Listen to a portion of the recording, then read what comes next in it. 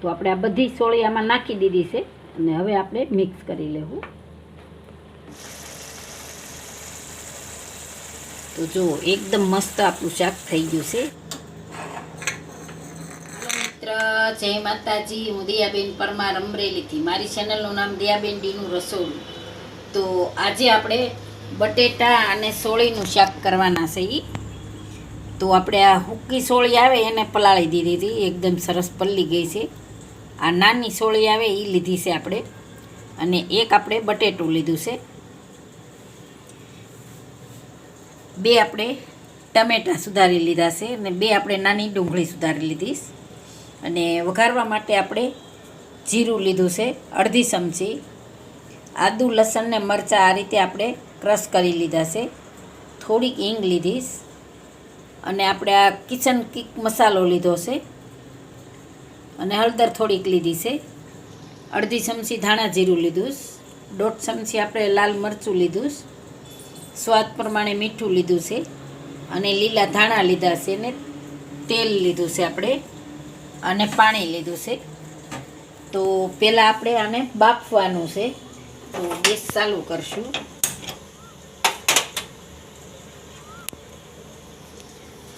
તો આ બટેટું ને સોળી આપણે આમાં નાખી દેવું, અને આપણે ધોઈને જ લીધું છે, એકદમ સરસ ધોઈ લીધું છે. તો આપણે આ પાણી હોતું જ આમાં નાખી દેવું સોળી,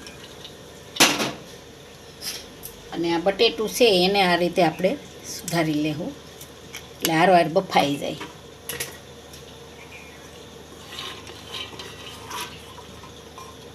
અને હજી આપણે આમાં થોડુંક પાણી નાખીશું.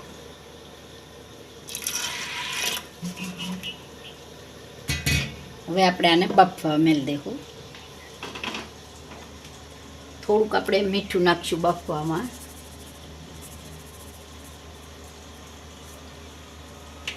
હવે આપણે આને ઢાંકણું બંધ કરી દેવું અને 3 સીટી આપણે ખાવા દેવું.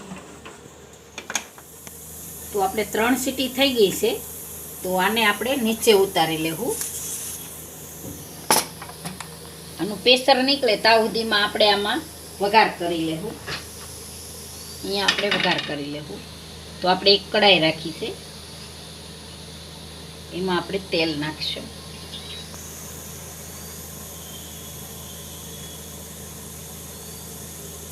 તો તેલને ગરમ થવા દેવું. તો આપણું તેલ ગરમ થઈ ગયું છે. તો પહેલાં આપણે જીરું નાખી દેવું અને આપણે આ હિંગ નાખી દેવું. આદુ મરચાં ને લસણ નાખી દેવું.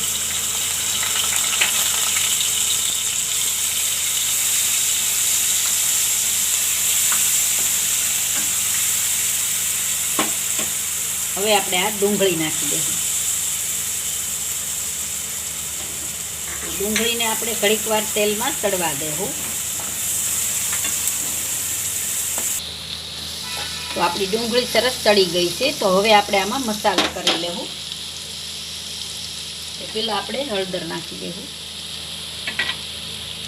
મીઠું આપણે સ્વાદ પ્રમાણે નાખશું, કે આમાં આપણે બાફામાંય નાખ્યું છે એટલે માપે નાખશું. ધાણા નાખી દેવું, ધાણા જીરું, અને લાલ મરચું નાખી દેવું. થોડાક આપણે ધાણા નાખશું.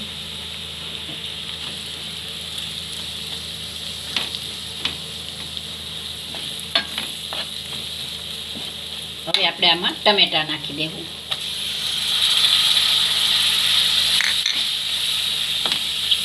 કેમ કે ટમેટાં નાખી દેવાય એટલે તરત આપણે ચટણી આપણી દાજે ના. મસાલો હવે આપણે આ કિચન કિક મસાલો નાખી દેવું. હવે આપણે આ ટમેટાને સરસથી સડવા દેવાના છે.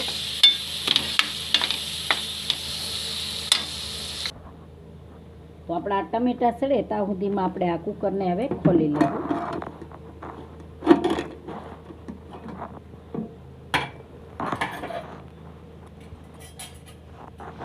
એમાંથી આપણે બટેટું કાઢી લેવું.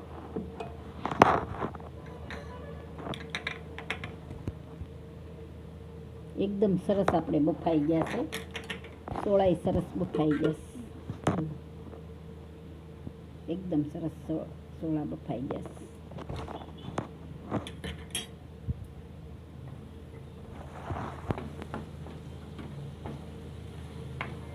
અહીંયા આપણે ટમેટા સરસ સડી ગયા છે. જો એકદમ સરસ સડી ગયા. હવે આપણે એમાં સોળી નાખી દેવું.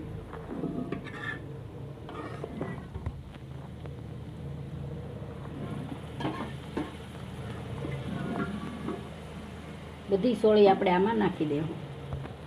તો આપણે આ બધી સોળી આમાં નાખી દીધી છે અને હવે આપણે મિક્સ કરી લેવું. ગેસ આપણે થોડોક ધીમો રાખ્યો હતો.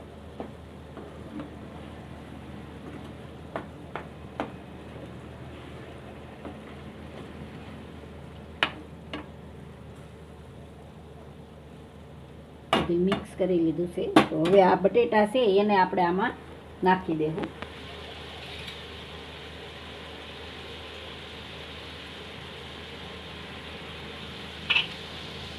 તો બધાય બટેટા આપણે આ રીતે સુધારીને આમાં નાખી દેવું. બફાઈ ગયા છે એકદમ સરસ. તો આપણે આ બટેટા આમાં નાખી દીધા છે. હવે બધું મિક્સ કરી લેવું.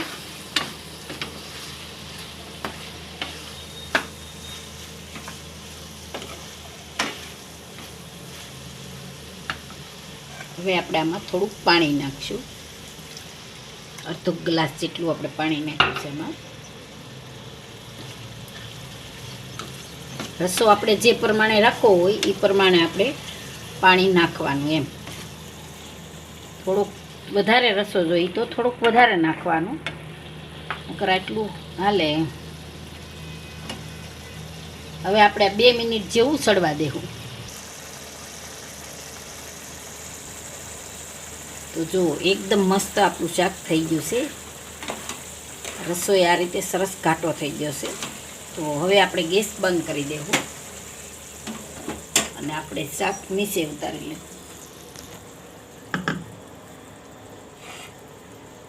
હવે આપણે આમાં સર્વ કરી લેવું.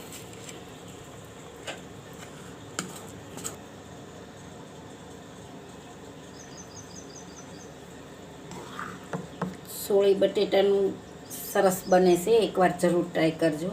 ટેસ્ટી બહુ જ લાગે છે.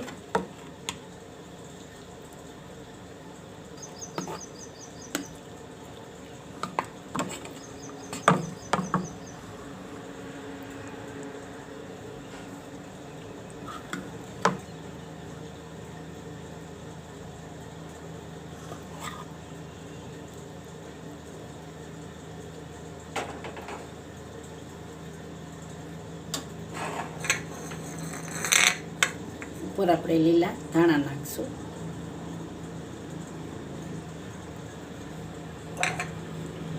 તો તૈયાર છે આપણું બટેટા સોળીનું શાક. જો મારી રેસીપી પસંદ આવે તો લાઈક કરજો, શેર કરજો અને સબસ્ક્રાઈબ કરજો. બેલ આઇકન જરૂર દબાવજો. કોમેન્ટ કરીને કહેજો કે તમને કેવું લાગ્યું બટેટા સોળીનું.